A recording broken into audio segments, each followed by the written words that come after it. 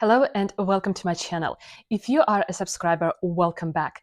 If you haven't subscribed yet, please don't forget to do so. It really means the world to me. So in today's video, I want to reflect on the past year and I want to go through the 5 handbags that I have used the most during this past year of 2024. Now, as I have been reflecting and writing down notes for this video, I actually noticed that some of the bags I have on the list today really surprised me. So I hope you find my thoughts useful. Maybe you're considering to purchase one of these handbags. Maybe you have one of these handbags, and so this video can help you maybe see them in a new light. In any case, I have 5 bags for you today. I'm not going to do a full review of each bag, but I'm going to simply talk about the factors which have contributed to making that particular bag one of the most used bags of the year. I will also talk about some of the drawbacks that these handbags have, once again, just in case you might be considering purchasing one of them. So without further ado, let's get into the bags. So the first bag I have for you today is this Rive Gauche Tote from Saint Laurent. Now, I haven't really measured how much I have been using these bags, but just based on my perception, I feel like this has been one of my most used bags this year. And the reason for that is that I always use this handbag when I travel. And this goes for traveling on an airplane if I'm going out of country, but also just taking a road trip maybe within the country and going somewhere for a couple of days. Especially if you're talking about travel and road trips in the summer, I really tend to use this bag a lot. And when I am somewhere on the beach or on the coast, I also use this bag as basically my beach bag. So for this reason, I really feel like I have been using it a lot. To me, this bag is basically a better alternative to a Dior book tote. And we obviously know about the recent controversy with Dior and Dior book totes. And I generally speaking still buy things from Dior as a brand, but I don't see myself purchasing a Dior book tote in the future. So for this reason, I find like this tote right here is kind of a great alternative. Maybe we do not see it as much, at least based on my perception. And even though it actually has the name of the brand written up front, I do not mind it as much because I find bags like this to be really casual. So the reason I use it a lot is because it is canvas, because it is hassle-free, and it is very robust. So I travel with this tote on an airplane and I put it under my seat. I also put it in the overhead bin and I really do not worry about it as much. It is also very roomy, so I can fit quite a few things in here, including my laptop, as well as some toiletries and maybe a sweater, a bottle of water, and anything else that I might need while I'll travel. What I also do, and this is kind of a 2-for-1, is that I often carry this particular wristlet with me in this tote. And then I use this wristlet as a separate bag if I go shopping in an airport or if I'm just, I don't know, going to a cafe or something like this to get a coffee. Because I find it easier to use the wristlet, it is smaller, as opposed to like dragging the tote with me all the time. I would often just leave the tote in the lounge, in a locker. So now, when it comes to the drawbacks of this particular bag, I did notice that it starts to lose shape. I do not know if you can see it very well, but it is sagging a little bit. I have an insert in this tote now, but it kind of was my fault that I didn't start using the insert at the very beginning when I first bought this tote. So for this reason, I feel that the bag is losing its shape. This bag is also not the lightest bag. Like, I actually feel it's a little bit heavy even when I really do not have anything in it. And when I pack it full for my travel, it really tends to be a little bit on the heavy side. So definitely, if this is something that is an issue for you, I would consider that. And, another drawback is that even though it has snap closures, it is actually very difficult to close this bag because in that case, you're just kind of limiting the capacity of the bag. So I mostly use this tote as an open tote, and for this reason, obviously, security can be an issue depending on where you are. Anyway, that's it for now, but I wanted to show you this tote once again and talk about it a little bit as one of the most used bags for me in 2024. And by the way, my name is Lisa and I'm your guide to savvy luxury shopping no matter where in the world you are. Subscribe to my channel to learn more about strategic luxury shopping with the emphasis on quality and timelessness of your items. So bag number two, and these are in no particular order, but this is my 24-24 bag from Hermès. And so this is really not surprising because this is my first ever Hermès bag that I purchased earlier in this year, and I feel like I have been talking about it a lot on this channel. But because it is my first Hermès bag, I have been using it a lot. It also helps that this is not one of those, Birkins or Kellys, so I feel a little bit more carefree when using this bag, which also means that I often take it with me when I'm running errands or just on the everyday basis. I like that this bag is medium size and it fits just enough for an entire day out. So you can actually even fit a small bottle of water in here, a pair of sunglasses, a wallet, and a couple of other necessities, as well as a phone.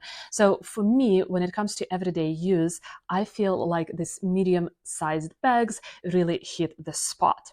I also just like the tone and the color of the bag as well. I feel that it is neutral, but it has this brightness within it, which means that it kind of goes well with quite a few different colors and different outfits, and it brings something extra to my look and to my outfit.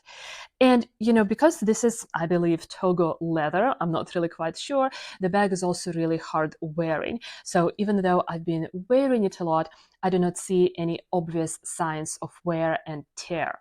Now, when it comes to some of the drawbacks, let me just mention that the bag itself is a little heavy. It is obviously not as heavy as the Saint Laurent Tote that I showed, but for the bag of this size, it is a little bit heavy.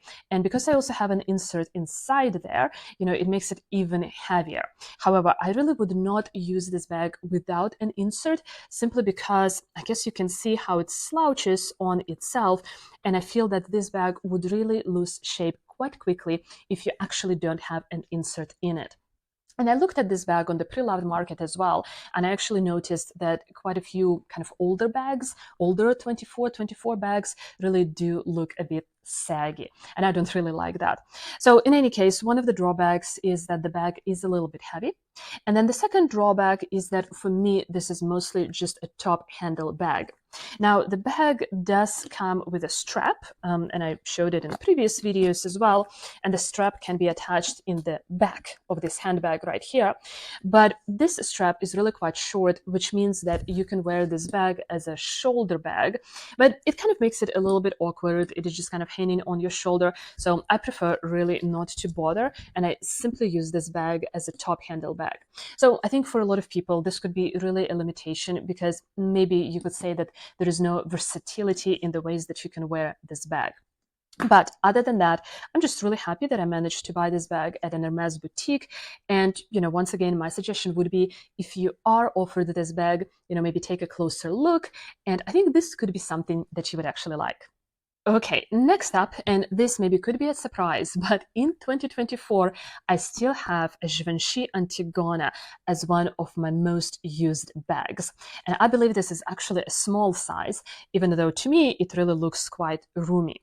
So for me, basically Givenchy Antigona is just kind of an equivalent of that 24 bag from Hermès, in that I also use it on a daily basis, but depending on the outfit and the casual nature of the outfit, I kind of tend to choose between these two bags. So if I'm wearing lighter colors, if I'm wearing something that is a little bit more casual, I tend to take the Antigona bag, and if I'm wearing darker colors or something that is just slightly a bit more dressed up, then I'm wearing the Hermès 24 bag. So I am still a big fan of the Antigona bag. Honestly, to me, it doesn't look outdated at all, because I find this shape to be really quite classic, and the bag really doesn't have any big logos, so I really do not think that this bag looks outdated. I also do use the strap on the Antigona bag and basically carry it on my shoulder as well. And I do that sometimes when I just need to use both of my hands, so it makes this bag even just a little more versatile for me. I do not have an insert or anything like this in the bag, And once again, just because of the price point, because of how robust the leather is, I'm really careless with this bag. And even though I think I don't care about this bag that much, it has been holding up really quite well. I do not see any obvious scratches or anything like this. The bag is also holding up its shape, and I like the size of the bag because I can fit quite a bit inside of it when I do my daily errands or just go around town. So for me, this has been kind of a sturdy, steady, excellent bag to have. And right now, as I say very often in my videos, you can actually get an Antigona bag on sale, which I think is really quite a good investment, in a sense that for me, the cost per wear for this bag has really been quite minimal. I realized that I didn't mention any drawbacks when speaking about the Antigona, and I don't really know what to say. I mean, maybe the fact that the bag is actually fabric on the inside is a bit of a drawback because it doesn't feel as luxurious, but then at the same time, it doesn't really come with that luxurious level of a price either. I do not think that this bag is very heavy. I think it's just fine. And maybe another drawback, once again, is just, the fact that you often hear that this bag could be outdated by now. But again, in my mind, I feel like this is such a classic shape. So I really do not care if the internet thinks that Antigonas are not the bag to carry in 2024. Okay, the next bag on today's list is also a medium-sized bag, and I think this actually says a lot about my lifestyle. This is something else that I learned from just, putting together the notes for this video. And this medium-sized bag is the Lady Dior bag. So for me, this bag, let's say, is just kind of an equivalent to the Antigona and the 2424 bag, except I use it when I feel a little bit more dressed up, because I think just the way that this bag looks, it is more of a dressy bag. I also noticed that because of this neutral color, I actually wear this bag very often instead of a black handbag. I feel like black handbags are a little bit overdone, just because for years it really felt like, at least for me, each time I needed a bag, I would just take a black leather bag, like my Saint Laurent Lulu handbag. And this past year, I've been really moving away from using black handbags all the time. I wanted to try something that is a little bit more different, but still neutral. And I actually found that this beigey ecru tone is very easy to style, even when you're styling it with black or grays. And it adds some kind of lightness to the outfit, because I'm not wearing completely like a full set of black accessories. So I often pair up this bag with something black when I'm maybe going out, or maybe going, I don't know, to a shopping mall or for lunch. I also wear this bag in the summer with lighter colors when I want to be a little bit more pulled together. And once again, I really feel that this bag fits a lot, even though it is not a huge bag. I would not necessarily use it for an evening, for like a dinner event, but I would use it for dinner if it is more of a casual dinner. The bag, once again, comes with this shoulder strap, which I have been using quite a bit. I even kind of carry it maybe sometimes crossbody if I need to be hands-free, and I like this aspect as well. On the inside, it is completely, I think, leather lined, and I actually do not have an insert because this is really quite a robust bag. And I feel that if I put an insert inside there, basically the space is going to become very limited. Other than that, I feel that I can fit a few things in there, including a pair of sunglasses, my wallet, my phone, keys, and some toiletries, I don't know, lipstick and things of that nature. So I feel like the bag is really quite roomy for the size that it is. And even though there is so much controversy going on with Dior as a brand, for me, Lady Dior is still a classic bag. And because I have been using this bag so much, I still really want to buy this small size of Lady Dior as well, to maybe use a little bit more in the evenings or to go out. Anyway, in 2024, I am still a big fan of this bag, and I noticed that I have been using it a lot. All right, and the last bag on the list today is this Bvlgari Serpenti top handle bag, and I have it in this green color, which I think is one of the staple colors in which Bvlgari makes these handbags. I bought this handbag a couple of years ago when they were actually so much cheaper than they are right now. But even right now, I think that these bags come at a good price as compared to so many other designer handbags. And I think Bvlgari handbags and also Cartier handbags are really quite underrated. So I see myself investing in maybe another one of these at some point in the future. So the same story as my Dior, Lady Dior bag right there. The reason I use this one a lot is because when I go out in the evening, I just really do not want to carry another black handbag. It's like I'm just so freaking tired of constantly wearing a lot of black or constantly pairing up black accessories with everything that I have. So instead of carrying my black clutches or black handbags, I tend to reach for this one. And I actually found that this rich green color is really easy to incorporate into an outfit. It almost functions as a neutral. And if I happen to wear everything black for the evening, I still feel like this handbag goes really well with a black outfit. Maybe it's because there is a bit of black detail on the snake head right here, or maybe it is just due to the tone of the bag itself. I also like that the handbag has a pocket in the back right here. So this is usually where I would keep my cell phone if I have this bag close to my person. And within the bag, you actually have 3 compartments. So, you can fit quite a few things inside, especially when it comes to going out at night. The bag comes with a really nice crossbody strap. You can see I just keep it really nicely packaged inside the handbag itself, but the strap itself is really dressy. It is really well made, so I can always wear this handbag crossbody when I'm going out, and I feel like it doesn't take away from the dressy aspect of this handbag. And as you probably know, these bags also come with a mirror and also like a small raincoat, which is really cute. I obviously never used the raincoat.